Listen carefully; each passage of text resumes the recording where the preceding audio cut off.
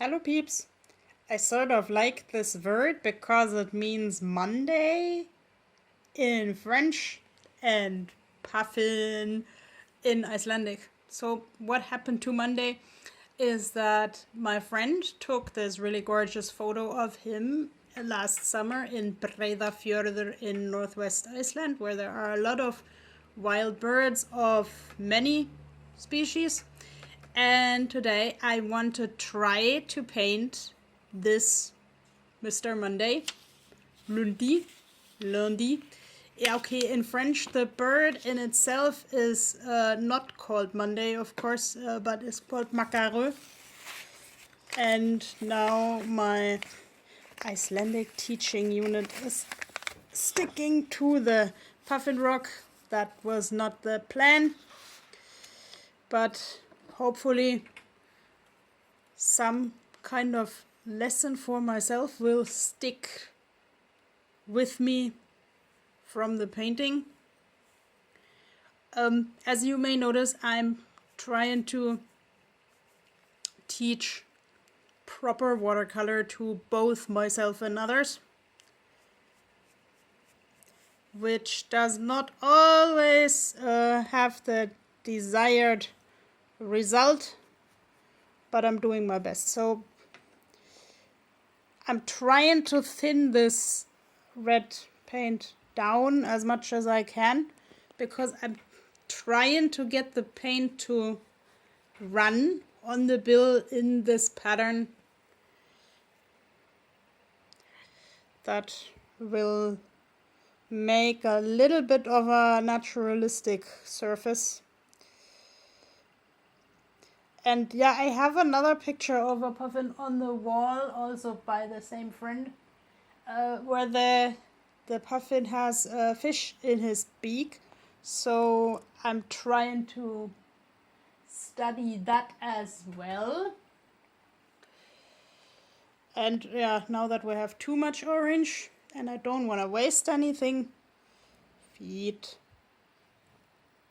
These birdies are as such not tall, but they try to stand tall and they try to defend their territory with a lot of gestures and with stretching to their full size that is like not much more than a pigeon, but how could you not be impressed if this bird tries to be big and then makes such a sound like a sheep? No! I'm impressed by the puffins, also because they make such an effort to fly and still it looks goofy. Reminds me a lot of myself. I'm making a lot of effort for things and then it looks goofy. But that's part of my humor.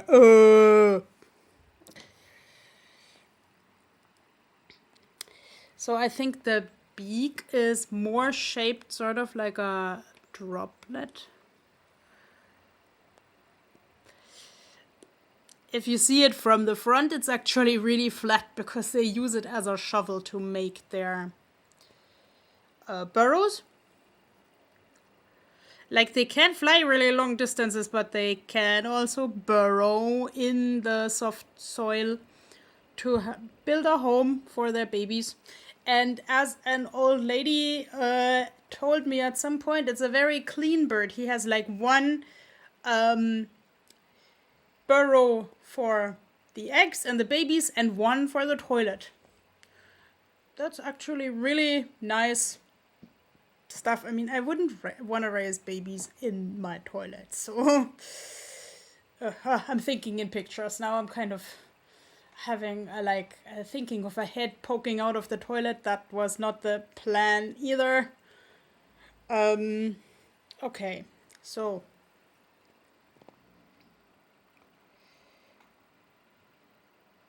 lines, it's my understanding there are lifelines or age lines. Like this bill gets like more structure and more lines with age, but I don't know if you can actually count the exact age by those rings. And I hope I can give the feathers this purplish tint now, and I hope I can get the right size too, because the neck is actually really long when these birdies want to impress carnivorous seagulls and tourists.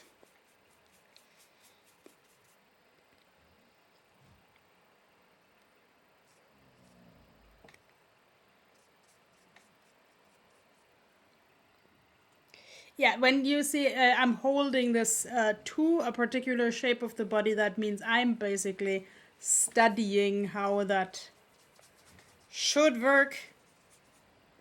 Ideally, it usually doesn't, because life isn't ideal, and then I'm going like the puffin up.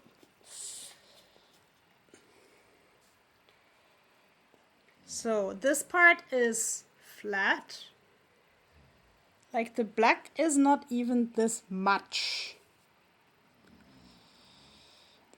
And again, the white mask looks like a raindrop, and in the wintertime, it's going black or gray, like this smoke gray.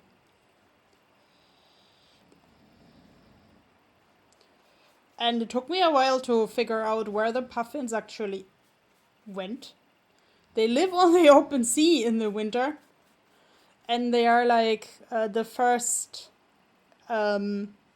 messengers of spring. Like, I don't know, my German friends probably know this, how the Germans sing, Alle Vögel sind schon da. All the birdies have come when the spring comes, and like here it's basically reduced to two birds that announce the spring. That is the puffin, and then it goes on the radio, yes, the puffin has come, the first puffin has been sighted.